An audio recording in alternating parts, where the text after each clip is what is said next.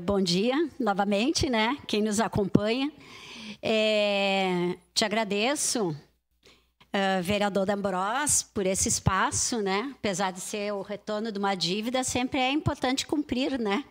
Nossos compromissos. Não, do Rafael eu cobro também. Eu tenho 2 assuntos para falar hoje. Infelizmente, essa descontração é só no início, porque depois nós temos que falar um pouquinho da questão da educação e da questão da saúde no nosso município. Este primeiro caso, ou descaso, da educação, teria vários, mas eu vou colocar um emblemático, que nós estamos desde o ano passado falando sobre isso nessa casa. Antes de passar as imagens, eu quero relembrar que esta casa aprovou um pedido de informação feito ano passado, em outubro, a respeito desta questão da Escola Municipal Governador Roberto Silveira. Relembrando, foi em agosto do ano passado, eu fui na escola e ali foi discutido, a vereadora Marisol não está aqui nesse momento, mas era a respeito daquele projeto Vereador por um Dia. E no dia que foi apresentado pelos estudantes, uma estudante daquela escola fez um pedido de informações a respeito da situação da quadra, da situação da infraestrutura da escola. Posteriormente, nós pegamos aquele pedido de informação, traduzimos, né, de uma forma legislativa adequada e foi aprovado por esta casa. Em 24 dias, no tempo hábil, nós tivemos o retorno. Mas esse retorno aconteceu praticamente no final do ano e eu vou falar sobre ele agora. Se possível, antes dessas imagens, eu gostaria do vídeo. Que o vídeo foi aquele primeiro momento que nós fomos lá para conhecer o problema da quadra. Então, ali foi, se eu não me engano, em julho ou agosto do ano passado. Dá para ver um pouquinho nesse vídeo que tem uma parte ali, ó, toda aquela parte atrás é onde vai, aqui ó, essa parte é onde ela vai para a quadra coberta. Aí a lateral dessa quadra aberta, né? Ali eu estava, enfim, conversando com alguns professores que trouxeram esta demanda, porque o que aconteceu nessa escola? Em julho de 2019, ela foi, toda ela, transferida para uma outra escola, acho que vocês lembram, ficou 2 anos entre elas, aquela quadra que está ali, ó, com aquele portão azul, completamente interditada. 2 anos depois, a escola voltou, e no mesmo momento que o professor foi abrir esse portão, que agora tem esse portão azul, que não foi abrir o portão, mas que chegou na quadra, para ver como tinha ficado aquela quadra coberta para os alunos, o que aconteceu? Ele sentiu um tremor, professor de educação física, né, comemorando ali a quadra nova, coberta, porque não era só a quadra, eram outras mudanças na escola. Acho que deu agora, né? Outras mudanças na escola no mesmo mês que a escola voltou, agosto de 2021, a quadra foi interditada. Porque a quadra em si talvez estivesse adequada, mas ela não teve a contenção necessária para não desmoronar todo um barranco que quem conhece a história aqui lembra que parte dessa escola já havia sido desmoronada há algum tempo atrás e, à época, foi feita uma contenção, mas sem o objetivo de colocar uma quadra em cima. Essa quadra foi feita por uma empresa privada que ganhou uma licitação e que não fez de forma adequada, tanto que agora ela está interditada. Outras questões desta escola, nós estivemos lá numa reunião com o conselho escolar, com a comunidade, com a direção na segunda noite, essa questão dos banheiros. Simplesmente os banheiros estão desmanchando. Eu lembro aqui que tem muita gente preocupada com banheiro unissex, vai misturar as crianças, vai isso e aquilo. Vou dizer, nessa escola não vai ter banheiro. Onde as crianças vão fazer suas necessidades, crianças e adolescentes, né? Porque é uma escola de quase 500 estudantes, tem até o 9º ano. Não tem banheiro adequado, está tudo desmanchando, as portas, enfim. Tem bastante fotos que eu acho que pode se mostrar ali como é que está, né? Vejam bem as divisórias, né? Como estão, toda essa estrutura caindo. Isso não foi arrumado, pode passar. Tem uma outra situação que é da outra área de recreação, acho que é mais adiante, que é mais adiante, essa é a quadra do lado de lá interditada.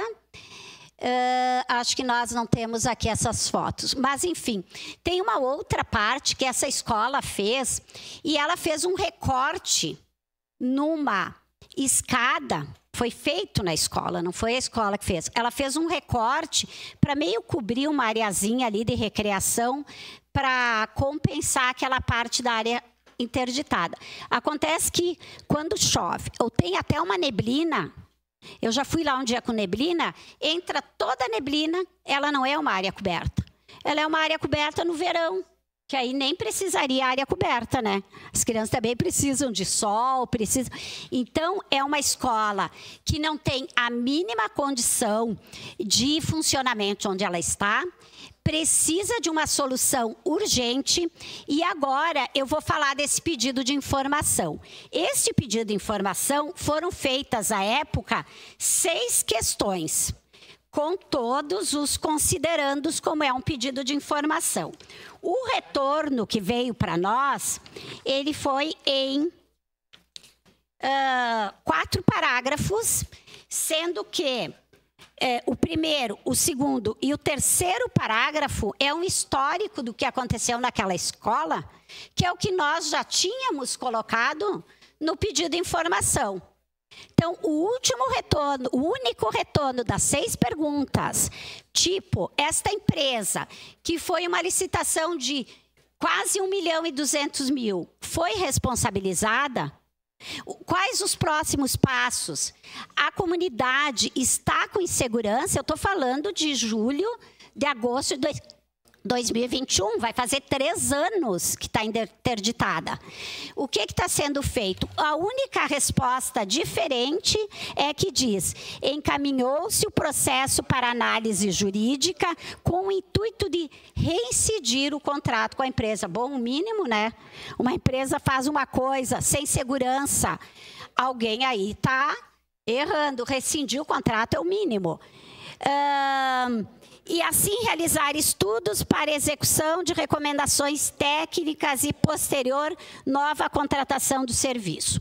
Não diz quando que foi encaminhado, ou seja, uma resposta vaga, sem nenhum apontamento das questões, um desrespeito à nossa casa, porque a partir do momento que se encaminha, é um documento, é um pedido da casa, de todos os vereadores.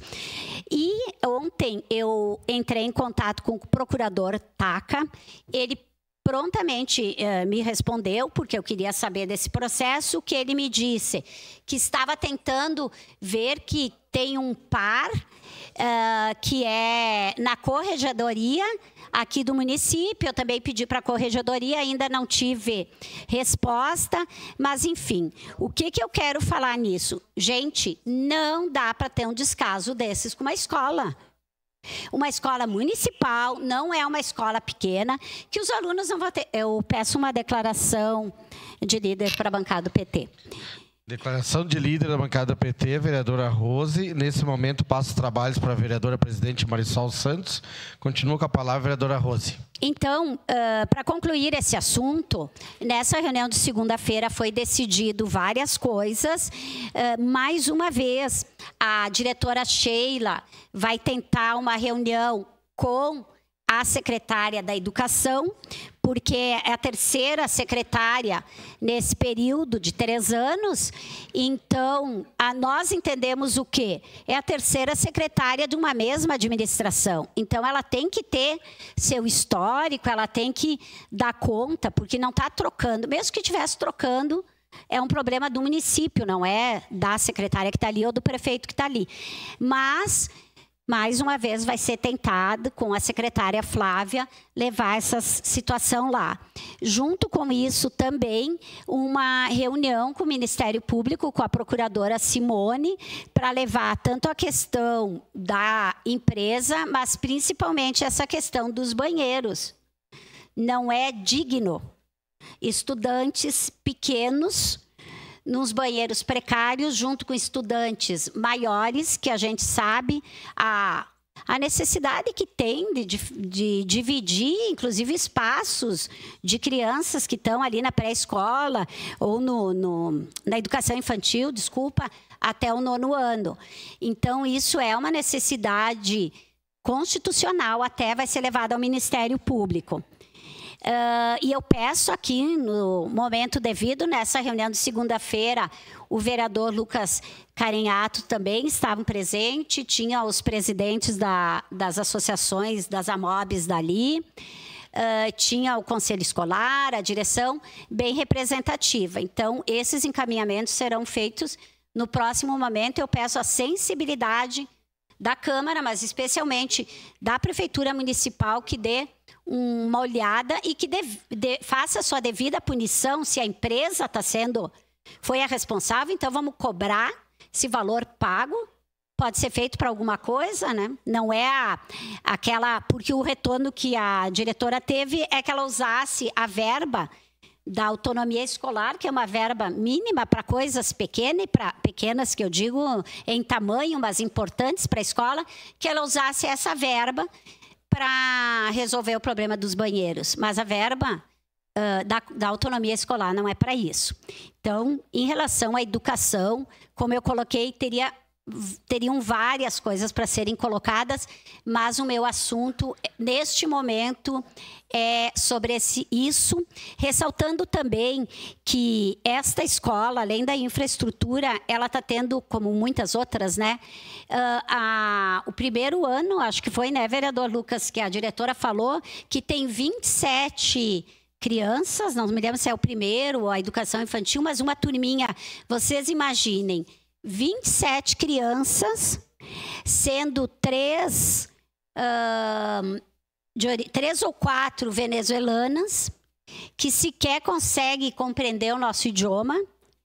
As professoras aguentando, tem crianças com CID, outras sem CID, mas com necessidades especiais e sem cuidadoria. As professoras aguentando no limite, eu vou dizer aqui, ó, quem não está se exonerando está ficando doente. As professoras estão muito doentes, porque é uma situação difícil. Não tem esses pátios cobertos. Quando chove, quando dá qualquer neblina, agora começa o inverno, é recreio na sala de aula.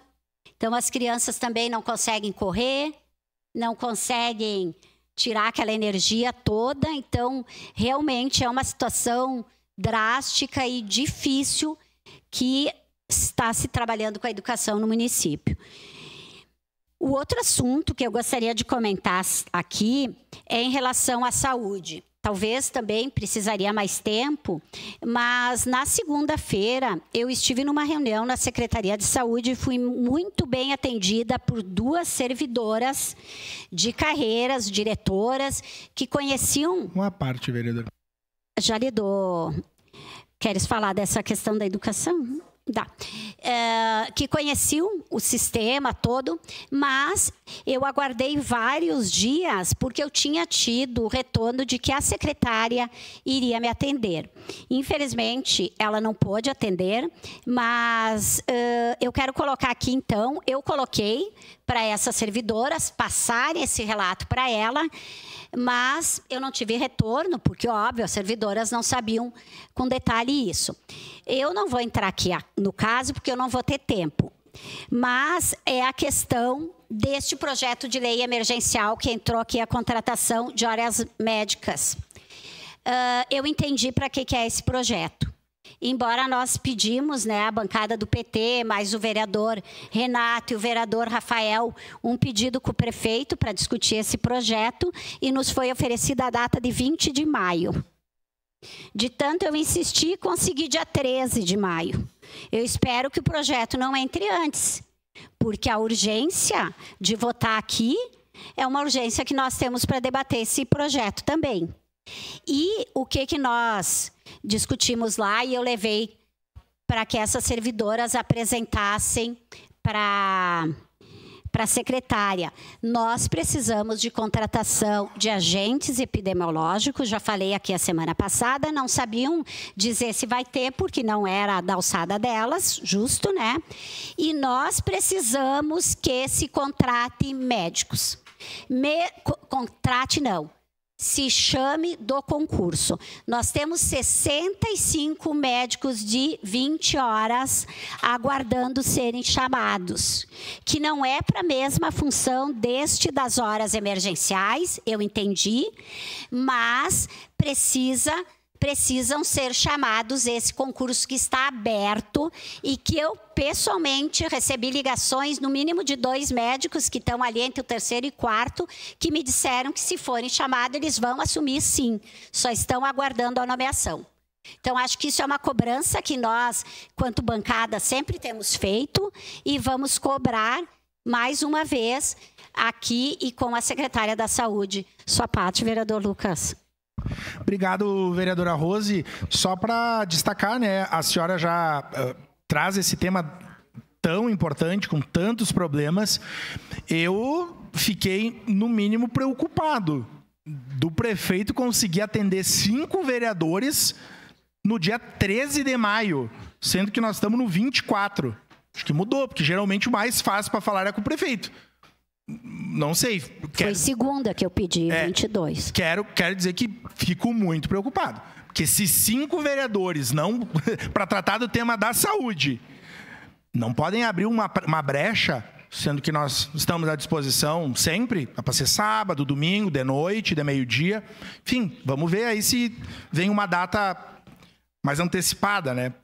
E, por fim, eu só quero fazer uma denúncia aqui. Ontem eu estava passando pela UPA, 9 horas, muitas pessoas aguardando. O limite, né, o contrato é de 400 pessoas mais ou menos por dia, 600, segunda foram 800, então, um absurdo.